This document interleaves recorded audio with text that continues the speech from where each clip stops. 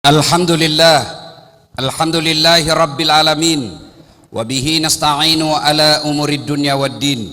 Ashhadu an la ilaha illallah wa ashhadu anna Muhammadan abduhu wa rasuluh.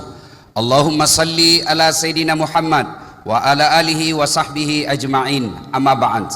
Faqad qala Allah subhanahu wa ta'ala fi kitabil karim. Bismillahirrahmanirrahim. Ya ayyuhalladzina amanu taqullaha haqqa tuqatih wa la tamutunna illa wa antum muslimun. Wahai orang-orang yang beriman, bertakwalah kalian kepada Allah dengan sebenar-benarnya takwa, dan janganlah kalian mati kecuali dari Jumat dibacakan khatib di tengah kita malaikatnya bersalawat kepada Rasulullah Muhammad sallallahu alaihi wasallam. Maka wahai orang-orang yang beriman, bersalawatlah kalian kepada Rasulullah dengan sebaik-baik salawat. Satu kali Nabi lagi duduk-duduk dengan malaikat Jibril. Tiba-tiba Nabi melihat ada malaikat 1 juta jari-jarinya, lebih 1 juta jari-jarinya. Bapak-bapak berapa jari-jarinya? Berapa? 10. Cacat dong. Masa kaki tidak ada jari-jarinya? 20. Ini malaikat 1 juta lebih jari-jarinya. Nabi kagum. Ya Jibril, malaikat apa itu? Banyak betul jari-jarinya. Jibril menjawab, itu malaikat Allah tugaskan mencatat air hujan. Ada yang bisa catat air hujan? Ada? Tidak. Kenapa? Banyak.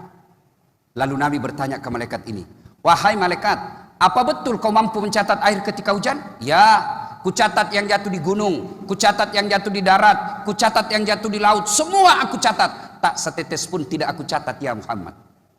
Lalu malaikat ini berkata, satu yang tidak bisa ku catat ya Muhammad. Apa? Ketika umatmu berkumpul di satu tempat, berkumpul di masjid, lalu mereka bersalawat bareng-bareng, saya tidak bisa mencatat betapa banyak pahala yang Allah turunkan di tempat itu.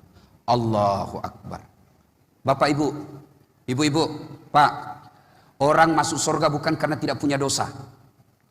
Kalau orang masuk surga karena tidak dosa, maka tidak ada isinya surga. Semua kita punya dosa. Lalu kenapa orang masuk surga? Kata Nabi, ditimbang keburukanmu, timbang kebaikanmu, ternyata timbang punya timbang lebih banyak kebaikan daripada keburukan, meskipun selisihnya 0,1%. Maka saya mau ajak, ada yang puasa Senin Kamis kemarin? 2. Ada yang tahajud tadi malam? 5. Ada yang sudah bangun masjid sendiri? Belum ada. Ada yang haji tiap tahun? Kalau begitu sedikit betul amal kita. Nah, supaya banyak amal saya mau ajak salawat. Bisa? Bisa? Ayo ibu, salawat bareng-bareng. Yuk, salawat bareng-bareng. Salatullah, salamullah, ala toha. Salatullah, salamullah, habibillah. Ibu bapak, saudara-saudara sekalian teristimewa yang saya hormati, Bapak Wali Kota beserta Wakil Wali Kota, Bapak Kapolres Tabes, Ketua DPRD Kota Medan, Dandim Kota Medan, Pak Kajari Medan dan Belawan, Pak Kapolres Tabes, Kapolres Belawan dan Medan, yang insya Allah dimuliakan dan dirahmati oleh Allah Subhanahu Wa Taala. Dan segala kemuliaan saya khususkan kepada Ketua Majelis Ulama Indonesia yang hadir di tempat ini, yang insya Allah dimuliakan dan dirahmati Allah Subhanahu Wa Taala. Pertama kita cerita Isra Mi'raj. Nabi diisrakan. Kenapa Nabi diisrakan? Itu dulu yang harus kita tahu. Kenapa Nabi diisrakan? Dalam Islam ada 2 tahun yang aneh-aneh namanya. Pertama tahun gajah, tahun lahirnya Nabi. Yang kedua tahun duka cita, tahun Isra Mi'raj Nabi. Kenapa disebut tahun duka cita? Karena 2 orang yang meninggal dunia, istri beliau dan paman beliau, meninggal pada tahun yang sama, maka disebut tahun duka cita. Begitu dukanya Nabi meninggal istrinya, sampai Nabi mengucapkan, barang siapa seorang istri meninggal dunia lalu suaminya berduka terus mengenang kebaikannya, maka itu ciri-ciri wanita penghuni surga. Jadi kalau besok-besok ibu lebih dulu meninggal daripada suami, begitu ibu meninggal suaminya berduka, ya Allah kenapa istri saya ini cepat sekali meninggal. Tiap pagi dibangunkan saya sholat subuh, duhur dia ingatkan saya ketika di kantor, malam hari saya selalu diajaknya sholat tahajud bersama. Ya Allah kenapa bukan istri tetangga dulu saya meninggal ya Allah. Meskipun dia gendut tapi aku sayang ya Allah. Itu ciri-ciri wanita penghuni surga. Tapi kalau sebaliknya, begitu ibu meninggal, suami masuk kamar berteriak, "Merdeka!" Itu ciri-ciri penghuni neraka itu perempuan itu. Sampai ada cerita katanya suami mau masuk surga, sudah mau masuk surga, dilihatnya pula istrinya dalam surga. Malaikat, ada lagi si endut di dalam itu. Sudahlah saya carikan kaprin yang lain, tidak mau saya. Lagi Nabi berduka, sedih. Allah perintah malaikat Jibril, "Jibril, bersama kau Mikail, jemput kekasihku Muhammad, saya mau hibur dia." "Kemana?" "Singapura." "Bukan." "Kemana?" "Ancol." "Tidak." "Kemana?" "Eropa." "Tidak." "Kemana?" "Ketemu dengan Allah." Bayangkan, saya ketemu saja dengan Pak Jokowi, senangnya langsung selfie-selfie. Padahal Pak Jokowi ada habis masa jabatannya. Kita sudah senang. Ketemu kita Pak Wali Kota, senang betul diundang ke rumahnya, senang. Padahal Wali Kota ada masa pensiunnya. Kita sudah senang. Ini langsung Allah yang undang Nabi. "Jibril, jemput kekasihku Muhammad, saya mau ajak ketemu." Subhanallah. Maka dijemputlah Rasulullah sallallahu alaihi wasallam. Mulai diperjalankan dari Masjidil Haram di Mekah ke Masjidil Aqsa di Palestina, lalu menuju ke Baitul Maqdis. Dari Baitul Maqdis take off, naik langit pertama sampai langit ketujuh. Dari langit ketujuh menuju ke Sidratil Muntaha. Dari Sidratil Muntaha ke Sabaha, Mustawa, ketemu dengan Allah. Setelah itu kembali ke dunia. Kenapa ini spektakuler? Karena perjalanannya sangat jauh, waktunya sangat ringkas. Tidak masuk di akal. Waktu itu Bapak, Nabi ceritakan, "Ayuhan nas, wahai penduduk manusia, wahai manusia, baru saja saya pulang dari Masjidil Aqsa semalam." Kata Abu Jahal, "Kapan kau pergi Muhammad?" "Tadi malam." Pagi ini ada kau di sini?" "Iya." Tidak masuk akal mereka Pak. Kenapa? Waktu itu Mekah Palestina kendaraan paling cepat naik kuda. Berapa waktu ini dibutuhkan? 1 bulan. PP 2 bulan. Nabi tidak cukup 1 malam. Ayat tadi dijelaskan lailam. Apa itu lailam? Sebagian malam saja. Tidak masuk akal mereka. Ternyata mereka lupa bahwa yang undang adalah Allah yang maha perkasa. Tidak masuk akal. Saya kasih contoh. Beberapa saat yang lalu saya diundang ceramah khutbah Jumat di Batu Licin, Kalimantan Selatan. Datang jemput saya jam 8 pagi pesawat. Sudah itu jam 9 terbang ke Batu Licin. Khutbah Jumat jam 12. Makan siang, setelah itu sebelum jam 2 balik ke Makassar. Sebelum 4 sore, jam 4 sore saya sudah sampai di rumah. Saya gantunglah bajuku di kamar. Ternyata tanpa sepengetahuan saya ada semut ikut di kantong. Begitu saya kantong ini, saya gantung baju, keluar ini semut yang dikantung. Dia pidato di depannya sesama semut. "Saudara-saudara sekalian bangsa semut, baru saja saya pulang dari Batu Licin, Kalimantan Selatan." Dia bilang semut yang lain, "Jam berapa kau pergi Mut?" Dia bilang, "Tadi pagi bos." Dia bilang, "Siang sore ada kau lagi di sini?" Dia bilang, "Buktinya kau lihat masa?" "Ah, bohong kamu. Tidak percaya kami. Bagaimana caranya pagi kau pergi, sore ada kau lagi di sini? Kau keluar saja di jalan, baru kau di jalan diinjak angkot, tidak jadi kau ke sana." Kata semut yang di kantong ini, "Betul itu yang kau bilang. Tapi saya ini bukan saya yang jalan. Saya di kantongnya Ustadz Dasad. Dari rumah ke bandara dia naik mobil. Dari bandara ke Kalimantan dia pesawat. Pulang juga begitu. Betul saya tidak pernah tinggalkan kantongnya. Tapi betul saya datang Kalimantan." Masuk akal? Masuk akal? Masuk akal. Kalau ini semut mau jalan, tidak mungkin sampai. Tapi siapa yang jalan? Dasat Latif. Karena siapa? Karena kehendak datang. Nih, ini mic saya. Demi Allah, ini sudah keluar negeri, Sabang sampai Merauke. Mana bisa dia gerak? Bisa dia gerak? Tidak mungkin. Tidak mungkin. Tapi siapa yang gerak? Dasat Latif. Dia numpang di kantongku. Contoh lain. Saya diundang Pemkot Medan ke sini.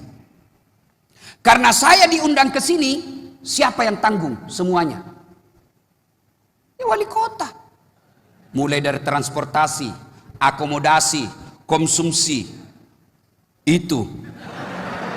Nih, siapa yang tanggung? Wali kota. Kenapa? Saya diundang, bos. Allah yang undang Nabi, maka Allah yang tanggung semuanya. Tidak mungkin Pak Wali Kota telepon saya, "Ustadz Dasat, kau datang dulu ke Medan ceramah ya? Baik, pesawat kau tanggung sendiri." "Oh pasti saya cari." "Oh saya lagi mencret Pak Wali." Namanya kita diundang, maka semuanya yang tanggung, yang mengundang. Pak Wali Kota dinas ke Jakarta, siapa yang tanggung? Negara. Tapi kalau beliau ke rekreasi ke Singapura, jalan-jalan ke Eropa, pakai uang negara, siap kena periksa polisi. Dan di sini 2 polisinya Pak Wali nih. Jadi keterlaluan Bapak kalau masih melanggar. 2 polisinya, 2 jaksanya, wah Masya Allah. Tapi saya kagum Pak, saya ini keliling-keliling ceramah, jarang sekali saya lihat wali kota kasih kesempatan wakilnya ngomong. Kalau biasanya wakilnya jangan ikut deh supaya dia tidak muncul juga. Itu biasa kalau mau pilkada 2 periode. Alhamdulillah, teladan yang bagus. Nah, setelah itu turun malaikat Jibril menjemput Rasulullah. Kita tidak usah cerita secara detail karena Bapak sudah tahu semua kisahnya. Hikmahnya satu, hikmah Isra Mi'raj. Ketika Nabi lagi duka, apa yang dikasih? Apa kasih perintah? Allah tidak kasih perintah apa? Allah tidak kasih perintah puasa. Allah tidak kasih perintah zakat. Allah tidak kasih perintah haji. Allah tidak kasih perintah syahadat. Apa kasih Allah? Solat 5 waktu. Berarti, saudaraku, apabila ada masalah dalam hidupmu, solusinya solat. Tepat sekali tema kita, membentengi diri. Mana ada orang tidak ada masalahnya di sini? Ayo, mana ada manusia tidak ada masalahnya di dunia? Coba, apa masalahnya dulu waktu mahasiswa? Pak Bobi, apa masalahnya? Mau sarjana. Sudah sarjana selesai masalahnya? Enggak, udah dapat kerja. Sudah dapat kerja selesai masalahnya? Mau jadi wali kota? Sudah jadi wali kota selesai masalahnya? Mau 2 periode dong. Sudah 2 periode selesai masalahnya? Mau jadi gubernur. Mana ada orang tidak ada masalahnya?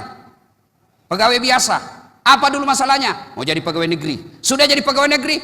Mau jadi kepala dinas. Sudah jadi kepala dinas? Mau jadi sekda. Sudah jadi sekda? Mau jadi bupati. Sudah jadi bupati? Mau 2 periode. Sudah 2 periode? Ditangkap KPK.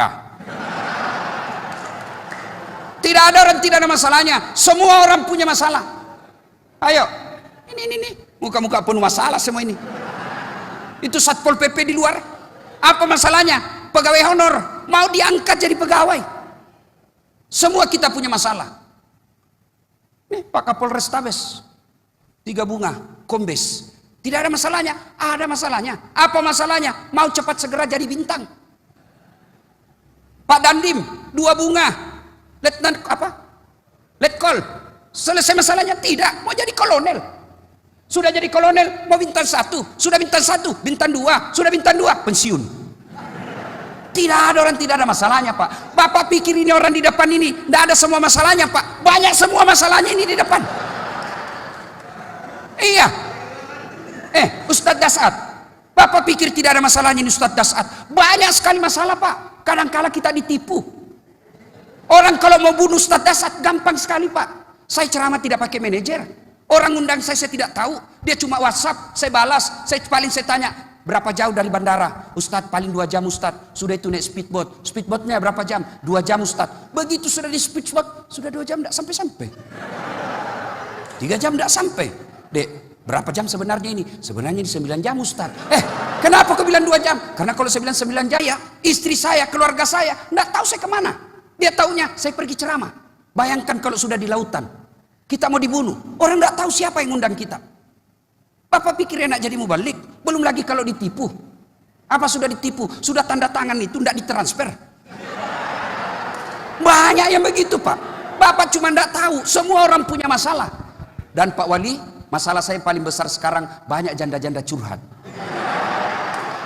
Modus Pak Wali. Dia bilang, Pak Ustadz baru saja suami saya meninggal.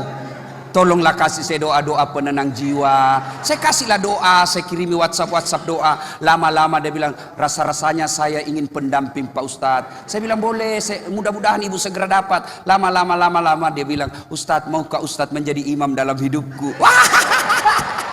Saya bilang, mohon maaf ibu, saya bukan imam, saya khatib. Salatullah, salamullah ala toha rasulillah. Salatullah ala yasin habibillah. Dalam rumah tangga